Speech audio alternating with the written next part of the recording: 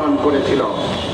সেদিন 5 দিন গার্মেন্টসে যখন আগুন লাগে তখন শ্রমিকরা গার্মেন্টস থেকে বের হওয়ার চেষ্টা করেছে, কিন্তু গার্মেন্টসের যিনি গার্ড তিনি গার্মেন্টস থেকে বের হওয়ার সেখানে গেট সেটা বন্ধ করে রেখেছে।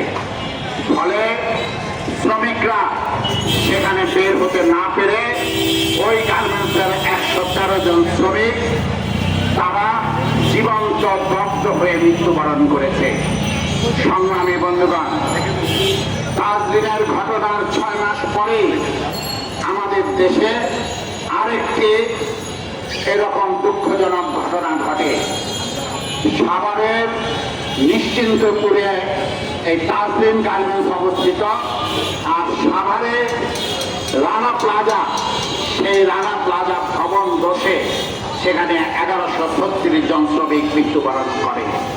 সংগ্রামী বন্ধুগণ, আমরা বহু আগে থেকে বলছি এই ধরনের দুর্ঘটনা, অগ্নিকাণ্ড, ভবন ধস, বয়লার বিস্ফোরণ, ফ্যাক্টরি বিস্ফোরণ ইত্যাদি নানান রকম যে ঘটনা, এই ঘটনা বন্ধ হবে না যদি এই ঘটনার জন্য দায়ী মালিককে শাস্তি না দেওয়া হয়।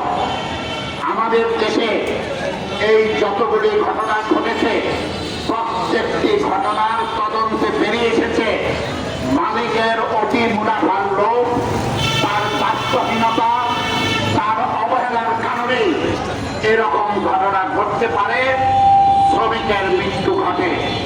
সংগ্রামী বন্ধুগণ, কিন্তু এই পর্যন্ত স্বাধীনতার পরে গার্মেন্টস প্রতিষ্ঠিত হওয়ার পরে আমাদের দেশে যতগুলি ঘটনা ঘটেছে কোনোটার ক্ষেত্রে মালিককে শাস্তি দেওয়া হয়নি, বরং অনেক কায়দা কানুন করে মালিককে সেখানে রক্ষা করা হয়েছে।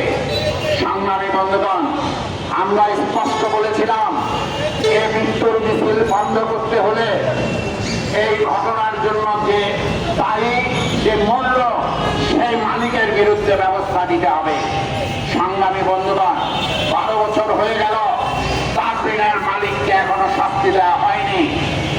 রানা প্লাজা ঘটনারও প্রায় 12 বছর হতে যাচ্ছে, সেখানেও সেই ফ্যাক্টরির, সেই বিল্ডিং এর মালিক, সেইখানে অবস্থিত যে 4টি ফ্যাক্টরি, সেই ফ্যাক্টরির মালিক কাউকে শাস্তি দেওয়া হয়নি।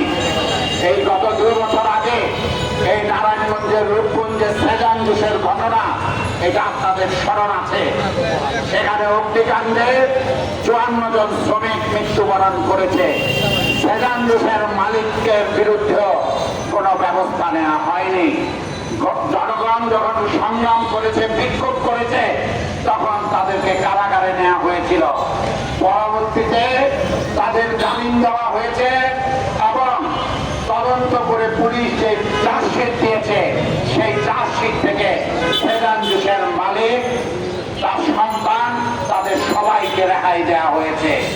সংগ্রামী বন্ধুগণ, সুপরিকল্পিতভাবে প্রত্যেকটি ঘটনায় মালিককে রেহাই দেওয়া হয়। সংগ্রামী বন্ধুগণ, পক্ষান্তরে কি ঘটে?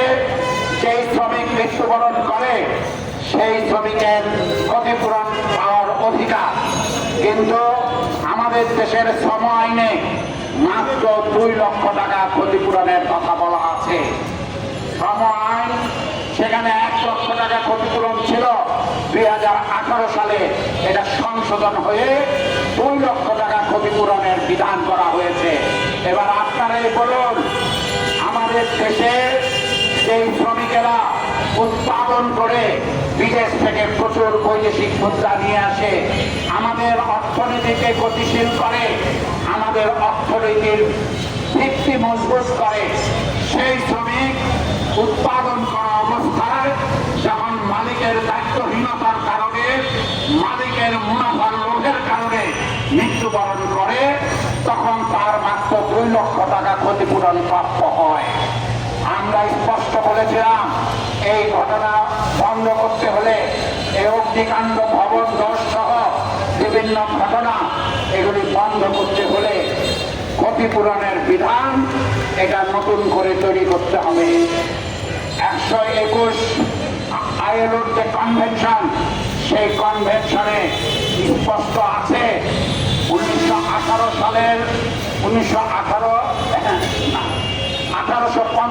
সালের ফেডারেল অ্যাক্সিডেন্ট অ্যাক্ট, এটা এখনো আমাদের দেশে আছে।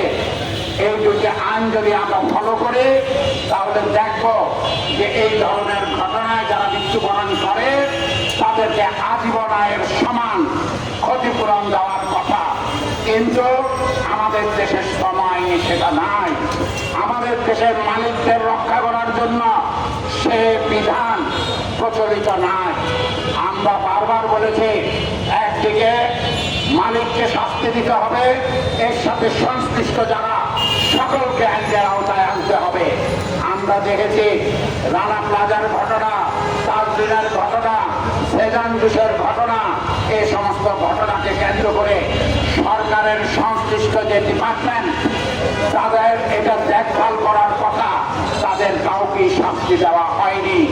সংগ্রামী বন্ধুগণ, সমস্ত দায়িত্ব সেটা কেবল শ্রমিকের উপর। সংগ্রামী বন্ধুগণ, আমরা বলেছিলাম এই ক্ষতিপূরণের বিধান না করলে, শাস্তির বিধান না করলে এই ঘটনা ঘটতেই থাকবে এবং আমাদের শ্রমিকেরা যারা বেঁচে থাকার জন্য দূর দূরান্ত থেকে এই নারায়ণগঞ্জ শহরে, ঢাকা শহরে কাজ করতে আসে, সেই শ্রমিক উৎপাদন করতে গিয়ে মৃত্যুর কুলে ঠেলে পড়বে। সংগ্রামী বন্ধুগণ, আমরা গার্মেন্টস শ্রমিক ফ্রন্টের পক্ষ থেকে, সমাজতান্ত্রিক শ্রমিক ফ্রন্টের পক্ষ থেকে এই বিষয়ে সুস্পষ্টভাবে বিগত সরকারের শাসনের সময়ে আমরা তুলে ধরেছি।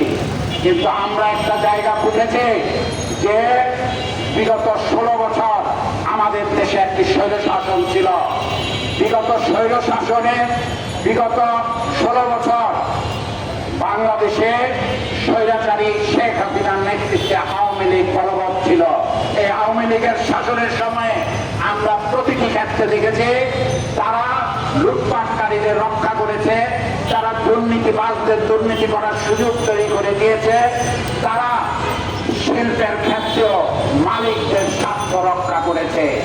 সংগ্রামী বন্ধুগণ, 5ই আগস্টের অভ্যুত্থানের মধ্য দিয়ে, ছাত্র শ্রমিক জনতার আত্মত্যাগের মধ্য দিয়ে আমাদের দেশ থেকে স্বৈরাচার বিদায় হয়েছে।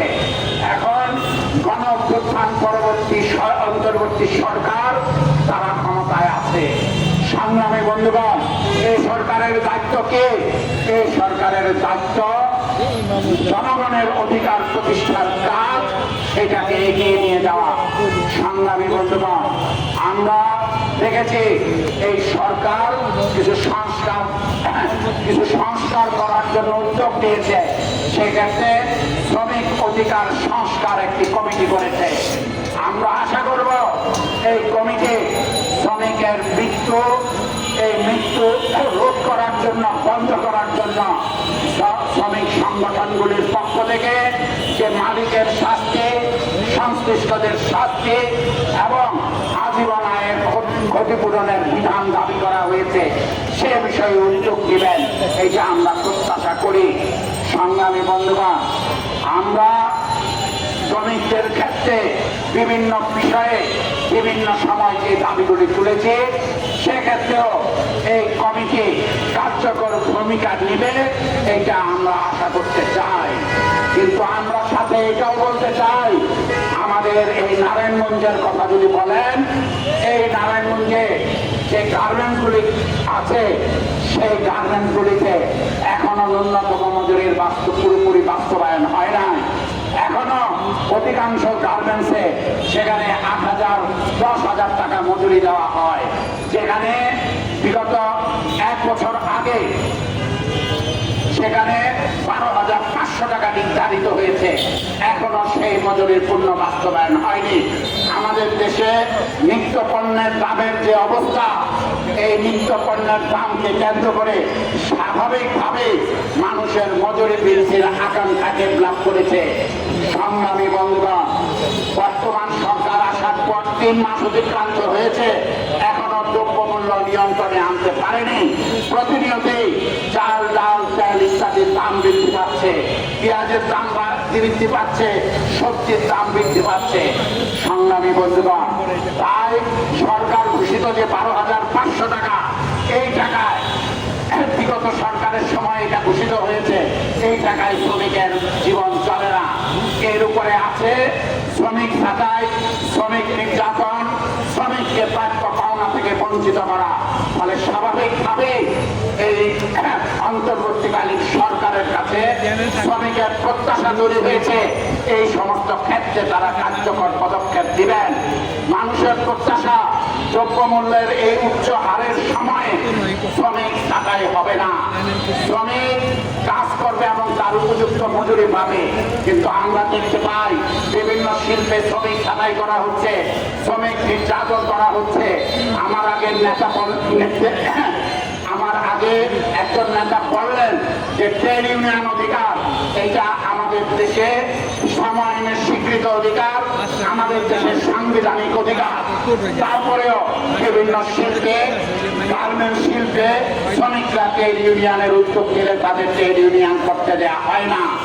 বরং আমরা দেখতে পাই যে সকল শ্রমিক সংগঠনগুলি বিগত সময়ে শ্রমিকদের অধিকারের প্রশ্নে সবসময় শ্রমিকদের পাশে ছিল, শ্রমিকদের উপর নির্যাতন জুলুম হলে সবসময় শ্রমিকের পাশে ছিল। সেই সমস্ত শ্রমিক সংগঠনের নেতৃবৃন্দের নামে মিথ্যা অপবাদ দেওয়া হচ্ছে।